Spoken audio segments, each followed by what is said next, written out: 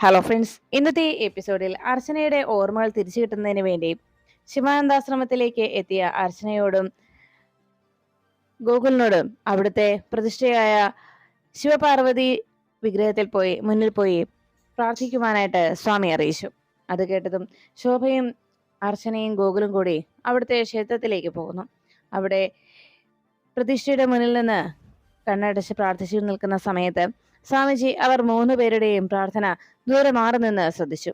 അപ്പോഴേക്കും അടുത്തു നിന്നിരുന്ന ശോഭയുടെ മനസ്സിൽ നിറയെ ഉണ്ടായിരുന്ന പ്രാർത്ഥന ഒരിക്കലും അർച്ചനയ്ക്ക് ഓർമ്മകൾ തിരിച്ചു കിട്ടരുതേ എന്നതായിരുന്നു. എന്നാൽ ഇതേ സമയം അർച്ചന പ്രാർത്ഥിച്ചത് തന്റെ ഓർമ്മകൾ തിരിച്ചു കിട്ടി താൻ പഴയ സമൃദ്ധിയായി മാറണമെന്നും ഗോകുലിന്റെയും മോളുടെയും ഒപ്പം സന്തോഷത്തോടെ ജീവിക്കാൻ തന്നെ അനുവദിക്കണമെന്നുമായിരുന്നു അർച്ചനയുടെ പ്രാർത്ഥന.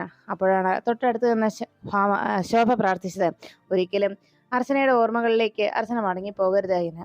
സമൃദ്ധിക്ക് പഴയ ഓർമ്മകൾ വീണ്ടും കിട്ടിയാൽ ഒരുപക്ഷെ തന്റെ മകനെയും മോളെയും ഉപേക്ഷിച്ച് അവളുടെ പഴയ ജീവിതത്തിലേക്ക് പോയാൽ എന്നേക്കുമായി എൻ്റെ കൊച്ചുമോൾക്ക് അമ്മയില്ലാതാകും. അങ്ങനെ വന്നാൽ എൻ്റെ മോന്റെ ജീവിതം തകരും. അതുകൊണ്ട് എൻ്റെ മോന്റെ ജീവിതത്തിന് ഒരു പ്രശ്നവും ഉണ്ടാകാൻ പാടില്ല എന്ന് ശോഭ പ്രാർത്ഥിക്കുമ്പോൾ അടുത്തു നിന്ന് ഗോകുല് ചിന്തിച്ചത് സമൃദ്ധിക്ക് നഷ്ടപ്പെട്ട ഓർമ്മകൾ തിരിച്ചു കിട്ടണമെന്ന് തന്നെയായിരുന്നു. സ്വാർത്ഥതയെ എല്ലാം മറന്ന് ഗോകുൽ ഭഗവാനോട് പ്രാർത്ഥിച്ചു കൊണ്ടിരുന്ന കാര്യങ്ങൾ മനസ്സിലാക്കിയ സ്വാമി പുഞ്ചിരിയോടെ ഗോകുലിനെ നോക്കി. അപ്പോഴേക്കും സമൃദ്ധിയുടെ മനസ്സിലുണ്ടായിരുന്ന പഴയ ഓർമ്മകൾ അത് തിരിച്ചു കിട്ടാൻ ഭഗവാൻ അനുഗ്രഹിക്കണമെന്നും അതിനോടൊപ്പം തന്നെ തനിക്കും കുഞ്ഞിനും ഒരിക്കലും സമൃദ്ധി നഷ്ടപ്പെടരുത് എന്നുമായിരുന്നു ഗോകുലിന്റെ പ്രാർത്ഥന. അങ്ങനെ വന്നാൽ തന്റെ മോൾക്ക് അതൊരിക്കലും സഹിക്കാനാകില്ല എന്ന് വേദനയോടെ ഗോകുൽ അപേക്ഷിക്കുന്നത് കണ്ട് പുഞ്ചിരിച്ചുകൊണ്ട് സ്വാമിജി അവിടെ നിന്ന് പോകുന്നു. ശോഭയുടെ മനസ്സിലെ ദുഷ്ടചിന്തകൾ അതിന് കൂട്ടുനിൽക്കുന്ന അവന്തികയുടെ പ്രവൃത്തികളും മനസ്സിലാക്കിയ സ്വാമി അതിനുള്ള പരിഹാര മാർഗവും അപ്പോൾ തന്നെ മനസ്സിലാക്കുന്നു. അതിനുശേഷം അദ്ദേഹം വേഗം തന്നെ ആരതിയുടെ ഫോണിലേക്ക് വിളിച്ചു. ആരതി ജോലിയിൽ ചെയ്തുകൊണ്ടിരിക്കുന്നതിനിടയിൽ സ്വാമിജിയുടെ കോള് കണ്ടതും അറ്റൻഡ് ചെയ്ത ഉടനെ തന്നെ അദ്ദേഹം ചോദിച്ചു, മോൾക്ക് എന്തെങ്കിലും കോൾഡോ മറ്റോ ഉണ്ടോ എന്ന്. ഇപ്പോ ചെറിയ ഒരു പനി പിടിച്ചിട്ടുണ്ടായിരുന്നുവെന്നും മെഡിസിൻ കഴിക്കുന്നുണ്ടെന്നും ആരതി മറുപടി നൽകി. മാത്രമല്ല തൻ്റെ ഒരു സുഹൃത്തിടയ്ക്ക് വന്നിട്ടുണ്ടായിരുന്നുവെന്നും ചുക്ക് കാപ്പി ഇട്ട് തന്നതുകൊണ്ട് ആ പനി പെട്ടെന്ന് മാറിയെന്നും ആരതി അറിയിച്ചപ്പോ സ്വാമി ചോദിച്ചു, ഇപ്പോ ഓട്ടത്തിനൊന്നും പോകാതെ കൂട്ടുകാരിക്ക് ചുക്ക് കാപ്പി ഇട്ട് കൊടുക്കലാണോ അയാളുടെ ജോലി എന്ന് ചോദിച്ചതോടെ സച്ചിയാണ് തന്നെ സഹായിച്ചതെന്നുള്ള കാര്യം സ്വാമി മനസ്സിലാക്കിയത് ആരതി തിരിച്ചറിഞ്ഞു. ഇനി സ്വാമിജിയുടെ മനസ്സിൽ ഇനി മറ്റെന്തെങ്കിലും ചിന്തകൾ ഉണ്ടാകുമോ എന്ന ആശങ്കയായിരുന്നു അപ്പോഴും ആരതി അലട്ടിയത്. ഉടനെ ആരതിയോട് സ്വാമിജി ചോദിച്ചു, ചിത്ര പൗർണമി മഹോത്സവത്തിന് ഇവിടേക്ക് വരില്ലേ എന്ന് അന്വേഷിച്ചപ്പോ നാളെ താൻ എത്തുമെന്നായിരുന്നു ആരതിയുടെ മറുപടി. അപ്പോഴാണ് ആരതിയോട് അദ്ദേഹം ഒരു കാര്യം കൂടി ഓർമ്മിപ്പിച്ചത്, കൂട്ടത്തിൽ സച്ചിയും കൂടി കൂട്ടിക്കോളാൻ. അങ്ങനെ സച്ചിയും കൂടി അവിടേക്ക് പോകാമെന്ന് ആരതി തീരുമാനിച്ചു.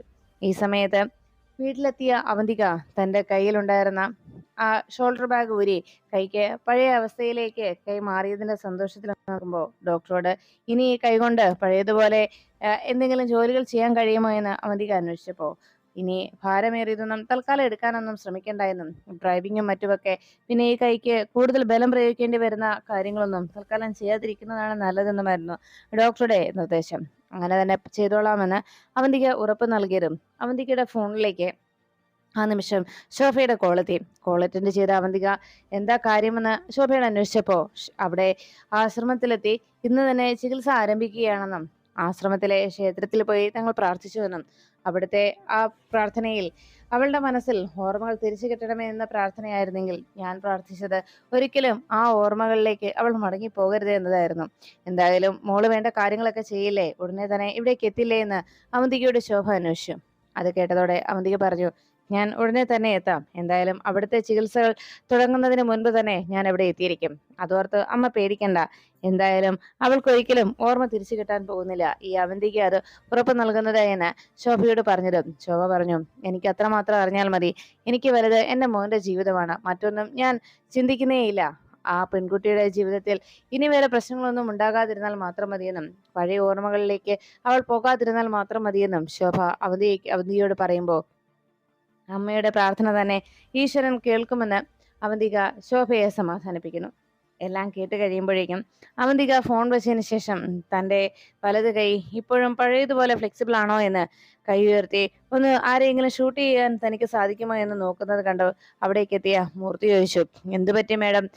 എന്തൊക്കെയോ ദുർദ്ദേശങ്ങൾ മനസ്സിലുണ്ടെന്ന് തോന്നുന്നല്ലോ എന്നറിയിച്ചു. അപ്പോഴേക്കും അരികിലേക്ക് വന്ന മൂർത്തിയോട് അവന്തിക പറഞ്ഞു, അങ്ങനെ ഇല്ലാതില്ല.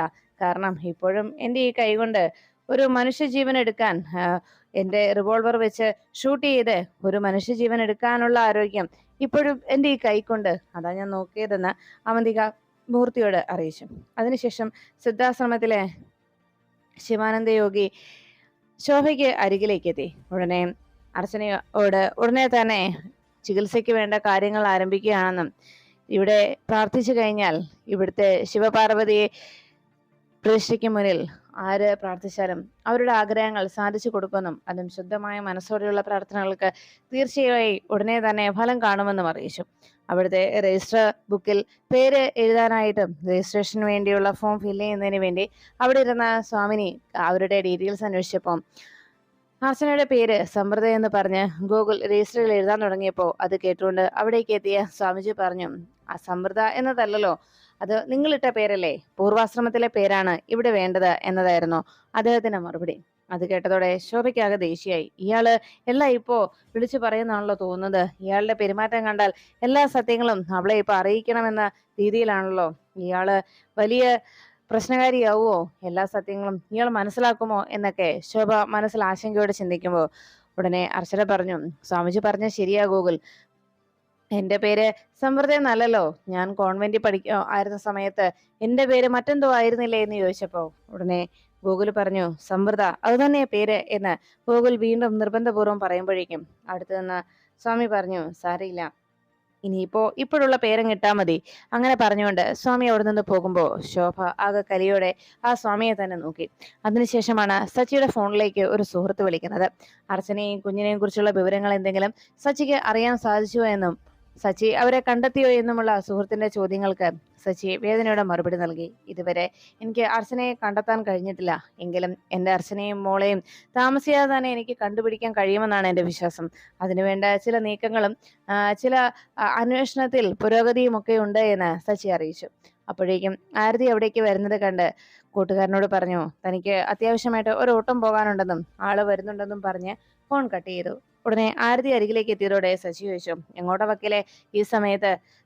എന്തായാലും സച്ചി വണ്ടി എടുക്ക്, നമുക്ക് പോകാമെന്ന് പറഞ്ഞപ്പോ എങ്ങോട്ടാ യാത്ര? ഇനിയും ആശ്രമത്തിലേക്കാണോ എന്ന് സച്ചി അന്വേഷിച്ചപ്പോ ആശ്രമത്തിലേക്കല്ല, കാരണം ഇപ്പോ ആശ്രമത്തിലേക്ക് പോകുന്നില്ല, നാളെയാണ് ചിത്ര പൗർണമിയുടെ ആഘോഷം, അപ്പോ നമുക്ക് അവിടേക്ക് പോകാം എന്ന് ആരതി സച്ചിയോട് അറിയിച്ചു. സച്ചിയോട് ആരതി മറ്റൊരു കാര്യം കൂടി ഓർമ്മിപ്പിക്കുകയും ചെയ്തു. സച്ചിയും എൻ്റെ കൂടെ വരണം കേട്ടോ. അവിടുത്തെ ക്ഷേത്രത്തെക്കുറിച്ച് ഞാൻ പറഞ്ഞിട്ടുണ്ടല്ലോ. അവിടെ പ്രാർത്ഥിച്ചിട്ടുള്ള ആളുകൾക്ക് അവരുടെ പ്രാർത്ഥനയ്ക്ക് തക്കതായ ഫലം ലഭിക്കുകയും ചെയ്തിട്ടുണ്ട്. അതുകൊണ്ട് സച്ചി ആ ക്ഷേത്രത്തിൽ ചെന്ന് പ്രാർത്ഥിച്ചാൽ മാത്രം മതി. സച്ചിയുടെ അർച്ചനയ്ക്കും കുഞ്ഞിനെയും കണ്ടെത്താൻ തീർച്ചയായിട്ടും ഭഗവാൻ സഹായിക്കും. എനിക്കതിൽ ഉറപ്പുണ്ട്. സച്ചി അവിടെ പോയി ഒന്ന് തൊഴുത് പ്രാർത്ഥിച്ചു നോക്കെന്ന് പറഞ്ഞപ്പോ സച്ചി ചോദിച്ചു, ഓ, ഞാൻ അവിടേക്ക് വരേണ്ട കാര്യം ഉണ്ടോടോ എന്ന സച്ചിയുടെ ചോദ്യം കേട്ട് ആരതി പറഞ്ഞു, എന്റെ നിർബന്ധപ്രകാരം വരണമെന്നില്ല. കാരണം പല അനുഭവസ്ഥരും തന്നോട് പറഞ്ഞിട്ടുള്ളതും അവിടെ വന്ന് അതിന് നന്ദി പറയുകയും ചെയ്തിട്ടുള്ള ധാരാളം ആളുകളുണ്ട്. അതിന്റെ വെളിച്ചത്തിൽ ഞാൻ പറഞ്ഞതേ ഉള്ളൂ. സച്ചിക്ക് അങ്ങനെ ഒരു വിശ്വാസം ഉണ്ടെങ്കിൽ അവിടെ വന്ന് ഭഗവാനോട് പ്രാർത്ഥിക്കാം, അല്ലാതെ ഞാൻ ആരെയും നിർബന്ധിക്കുന്നില്ല എന്ന് ആരതി അറിയിച്ചപ്പോ സച്ചി പറഞ്ഞു, എൻ്റെ അച്ഛനെയും കുഞ്ഞിനെയും എനിക്ക് തിരിച്ചു കിട്ടുമെന്ന് ഉറപ്പുണ്ടെങ്കിൽ പിന്നെ ഞാൻ എന്തിനാടോ മടിക്കുന്നത്? ഞാൻ വരാം, തീർച്ചയായിട്ടും വരാം എന്ന് സച്ചി ആരതിയോട് പറഞ്ഞു.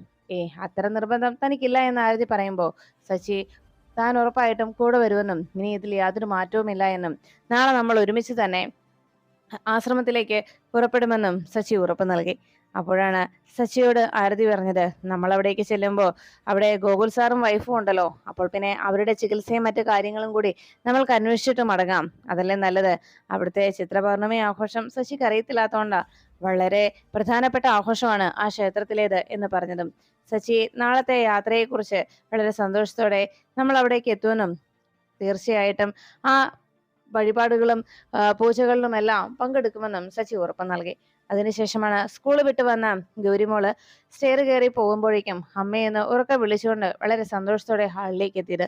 അവിടെ സെറ്റിയിൽ ചെന്നിരുന്നിട്ട് വീണ്ടും അമ്മയെ വിളിച്ചിട്ടും അവിടേക്ക് അമ്മ വരാത്തത് കൊണ്ട് ഗൗരിക്കാകെ സങ്കടമായി. അപ്പോഴാണ് ഗൗരി ഓർത്തത് രാവിലെ സ്കൂളിലേക്ക് പോകാൻ നേരം ഗൗരിമോളെ അടുത്തിരുത്തി അമ്മ പറഞ്ഞ കാര്യങ്ങളൊക്കെ. വൈകുന്നേരം മോള് വരുമ്പോൾ ചിലപ്പോൾ അമ്മ ഇവിടെ ഉണ്ടാവുകയില്ല എന്നും അമ്മയുടെ ട്രീറ്റ്മെന്റ് ആവശ്യത്തിനായി 2 ആഴ്ചത്തേക്ക് അമ്മ ഒരു ആശ്രമത്തിലേക്ക് പോവുകയാണെന്നും ഇവിടെ വന്ന് മോള് ബഹളം വയ്ക്കുകയോ ആന്റിയോട് ബഹളം ഉണ്ടാക്കുകയൊന്നും ചെയ്യരുതെന്നുമുള്ള അർച്ചനയുടെ വാക്കുകൾ അപ്പോഴേക്കും ഗൗരിമോള് ചിന്തിച്ചു. അത് ഓർത്തുകൊണ്ട് വിഷമിച്ചങ്ങനെ ഇരിക്കുമ്പോഴാണ് റൂമിൽ നിന്ന് ശിശിര അടുത്തേക്ക് എത്തിയത്.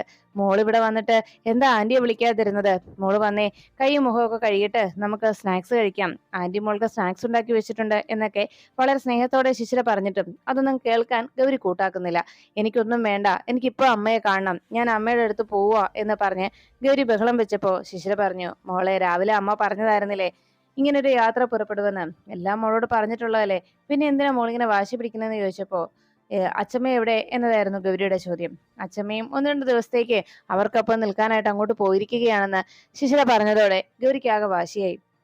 എനിക്കിപ്പോ തന്നെ അമ്മയെ കാണണം, അമ്മയെ ഫോൺ ചെയ്യ്, എനിക്ക് അമ്മയുടെ ശബ്ദം കേൾക്കണമെന്ന് പറഞ്ഞ് ബഹളം വയ്ക്കുന്ന ഗൗരിയെ സമാധാനിപ്പിക്കാൻ ശ്രമിച്ചിട്ടും സാധിക്കാത്തത് കൊണ്ട് ഒടുവിൽ ശിശിര ഫോൺ ചെയ്യാമെന്ന് സമ്മതിച്ചു. അങ്ങനെ അർച്ചനയുടെ ഫോണിലേക്ക് വിളിച്ചു.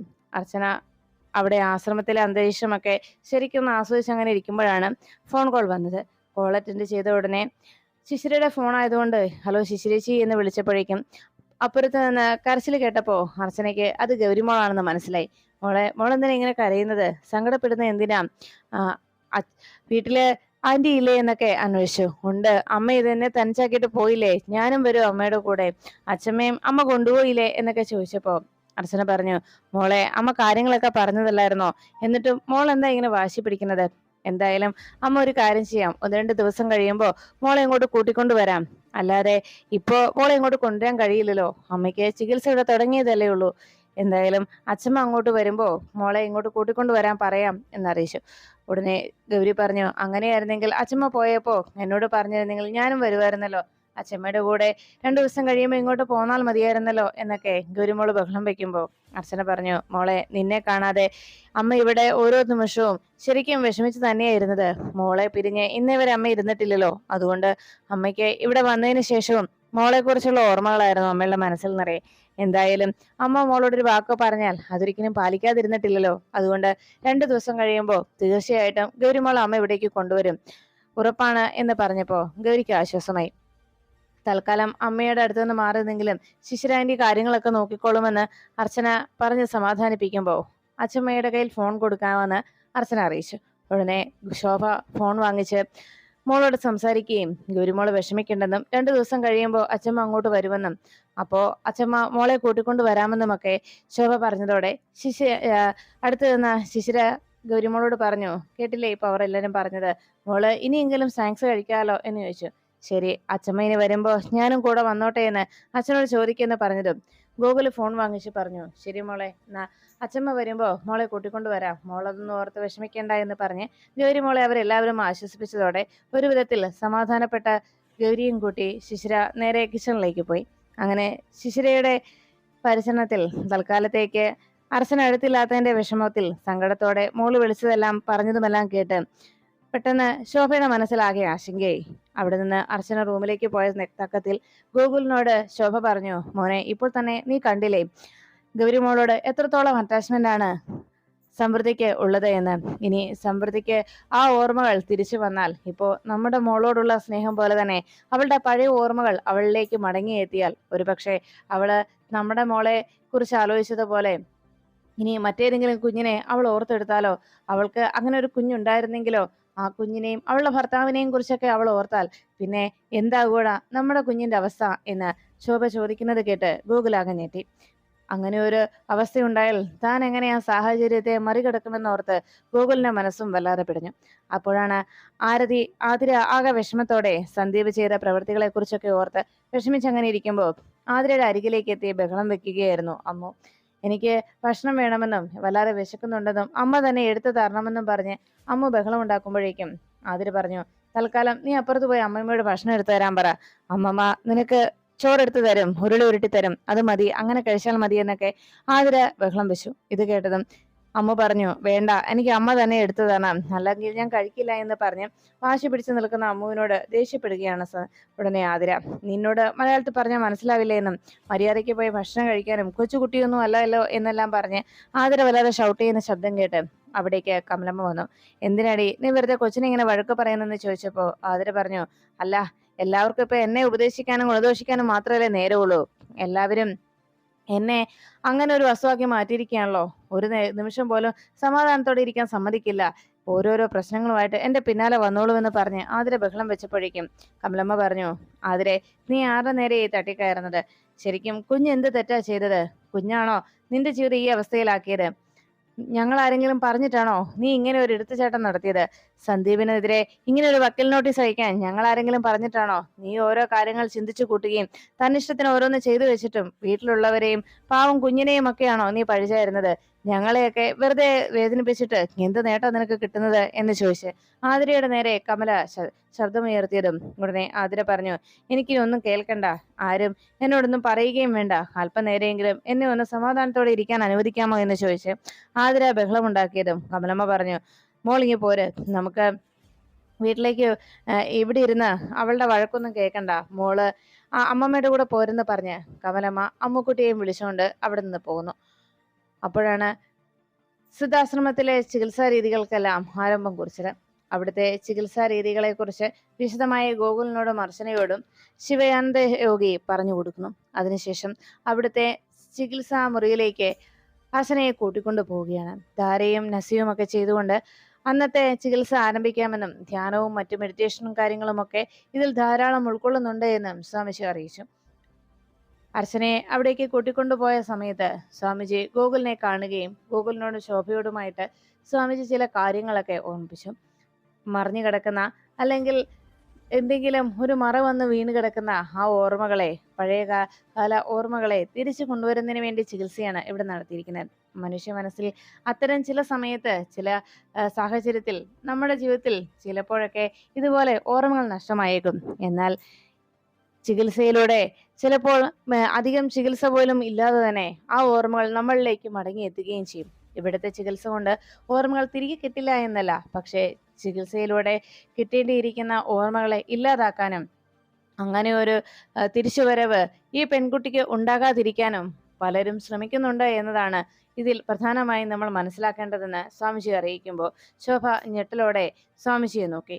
ഇതേ സമയമാണ് അവന്തിക ആശ്രമത്തിലുള്ള ഒരാളെ പണം കൊടുത്ത് കൈക്കൂലി കൊടുത്ത് വശത്താക്കുകയും അയാളിലൂടെ അർച്ചനയുടെ ഓർമ്മകൾ തിരിച്ചു കിട്ടുന്നതിന് വേണ്ടിയുള്ള ചികിത്സാ രീതികൾക്കിടയിൽ മരുന്ന് കൊടുക്കുന്നതിൽ പിഴവ് വരുത്തുകയും അതോടെ അർച്ചനയ്ക്ക് ഒരിക്കലും ഓർമ്മകളിലേക്ക് തിരിച്ചു മടങ്ങിപ്പോക്ക് ഉണ്ടാവാതിരിക്കുന്നതിന് വേണ്ടിയുള്ള നീക്കങ്ങൾ നടത്താൻ അവന്തിക തയ്യാറായി. അങ്ങനെ അയാൾ ആവശ്യപ്പെട്ട പണം നൽകുകയും അയാളുടെ സഹായം നേടിയെടുത്ത് ഇത്തവണ അർച്ചന ഒരു കാരണവശാലും സച്ചിയിലേക്ക് മടങ്ങിപ്പോവില്ലെന്നും സച്ചിയുമൊത്തൊരു ജീവിതം ഇനി ഒരിക്കലും അവൾക്കുണ്ടാവുകയില്ല എന്ന് ഉറപ്പുവരുത്തി അവന്തിക താൻ വിജയിച്ചു എന്ന അഹങ്കാരത്തോടെ ശോഭയെ വിളിച്ച് വിവരങ്ങൾ പറയുന്നു.